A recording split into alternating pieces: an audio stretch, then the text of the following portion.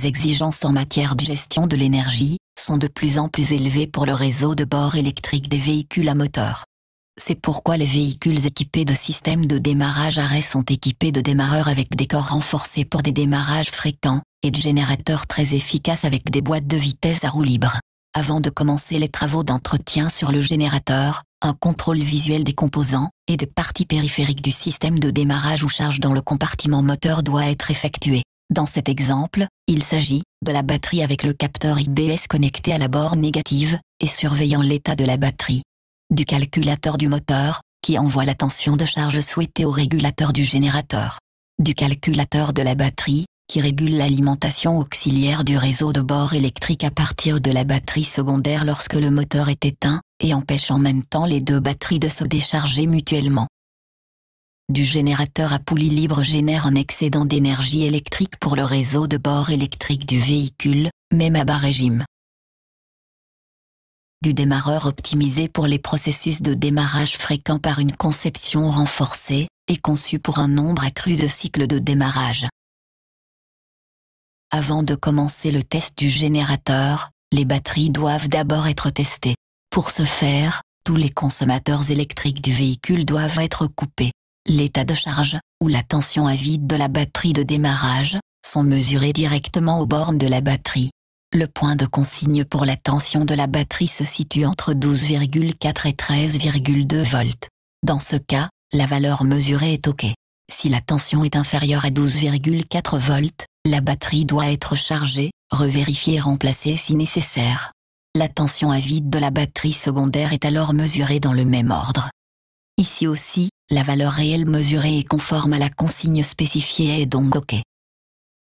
Afin de mieux évaluer l'état général des batteries, les batteries de démarrage et les batteries secondaires doivent être testées avec un testeur de batterie approprié, tel que l'outil BPSC.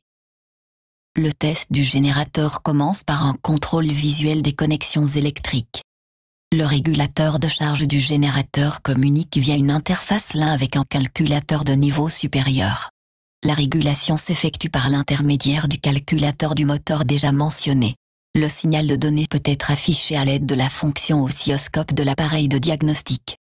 Pour vérifier l'alimentation du générateur, tous les consommateurs doivent être coupés. La borne rouge est connectée à la borne B+ du générateur, la borne noire à la masse du boîtier. La valeur mesurée de la tension à vide du générateur doit correspondre à la valeur de la tension de la batterie. Un écart maximal de 0,5 volts est admissible.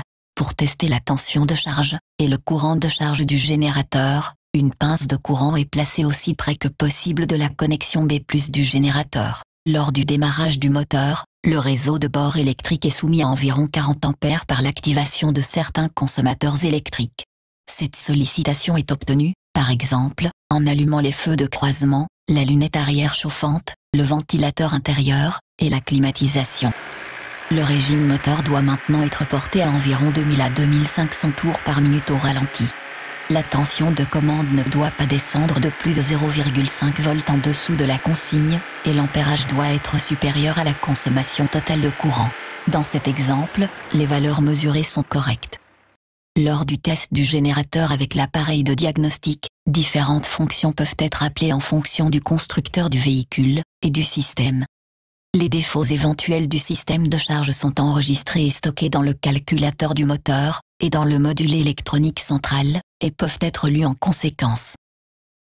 De nombreux systèmes de véhicules fournissent des valeurs de mesure numérique sous forme de paramètres pour un diagnostic rapide, qui affiche l'état actuel ou les valeurs réglées et réelles du composant. Les paramètres tension de la batterie et courant du générateur du calculateur du moteur ne présentent aucune anomalie dans ce cas. Après avoir sélectionné le module électronique central, différents paramètres sont disponibles pour la sélection. Dans cet exemple, des informations sur le capteur IBS et l'état de charge de la batterie sont appelées. Ces informations peuvent être surveillées pendant que le moteur tourne et utilisées pour le dépannage.